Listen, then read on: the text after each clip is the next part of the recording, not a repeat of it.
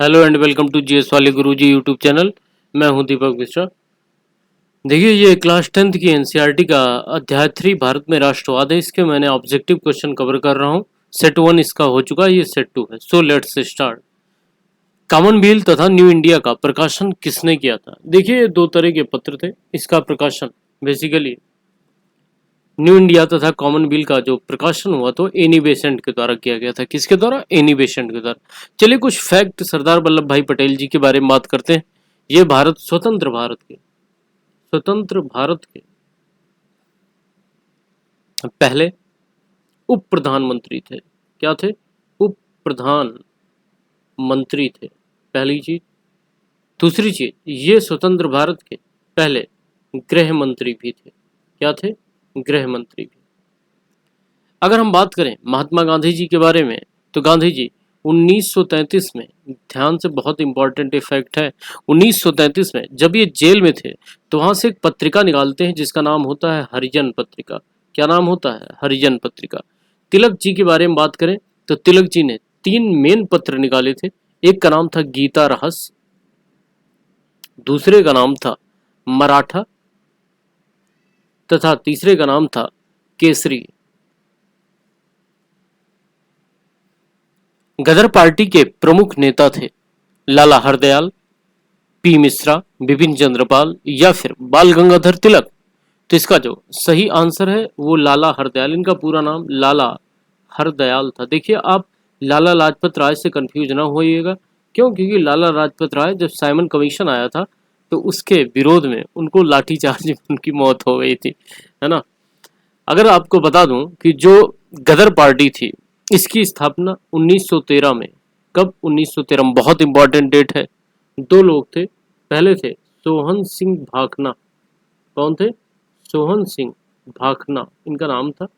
और दूसरे थे लाला हरदयाल। लाला हरदयाल। अगर सिर्फ क्या बोलते हैं, हरदयाल ही लिखा है तब भी आप इसे टिक कर सकते हैं। लाला हरदयाल लिखा है तब भी दोनों एक ही बात।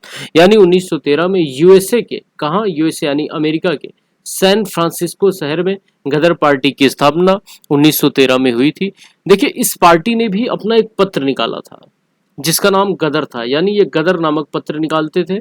और ये भी पूछा जाता है कि जो गदर पत्र निकला था इसका सबसे पहला अंक किस भाषा में प्रकाशित किया गया था? तो आपको बता दूं कि इसका सबसे पहला अंक उर्दू भाषा में प्रकाशित किया गया था। अगला क्वेश्चन है, खलीफा पद की समाप्ति तुर्की में कब संपन्न हुई थी? 1924 में, 1930 में, 1919 में या फिर 1920 में? तो देखिए, जो खलीफा पद की समाप्ति थी वो 1924 में सबसे पहले तुर्की में की गई थी। और इसके अगर बात करें अंतिम खलीफा कौन थे, तो अंतिम खलीफा थे अब्दुल मजीद।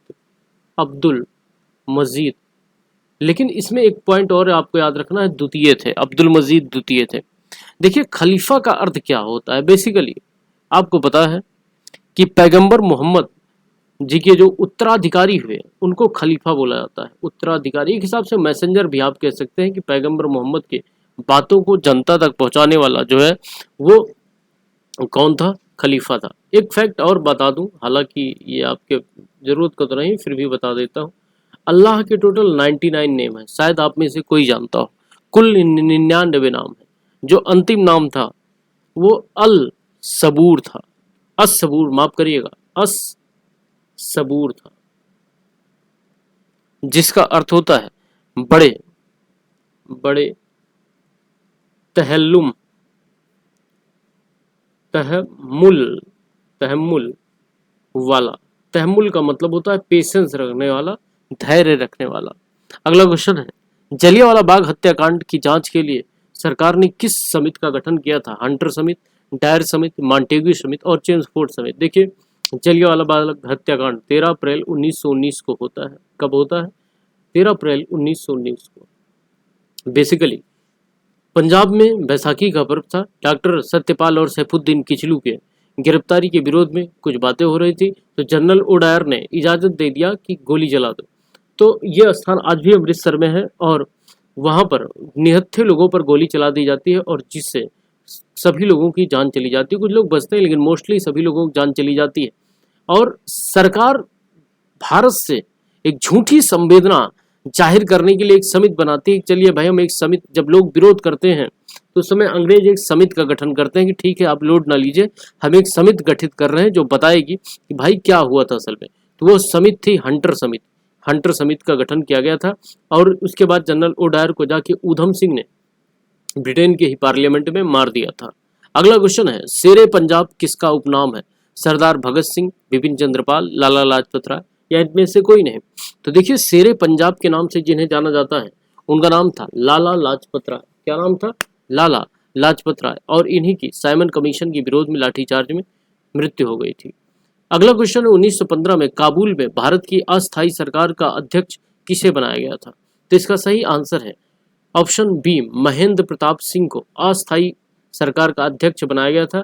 ये मोस्ट इंपॉर्टेंट क्वेश्चन है, आप इसे जान लीजिए, आपके एनसीईआरटी में दिया गया है। प्लीज इन क्वेश्चंस को याद कर लीजिए, ये क्वेश्चन बहुत ही महत्वपूर्ण है। तो thanks for listening, God bless you all.